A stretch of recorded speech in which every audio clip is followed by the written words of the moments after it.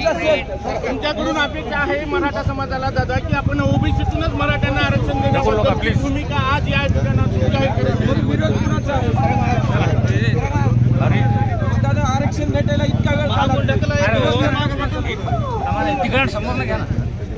अहो समोर पब्लिक आहे, थांबा जरा एक मिनिट.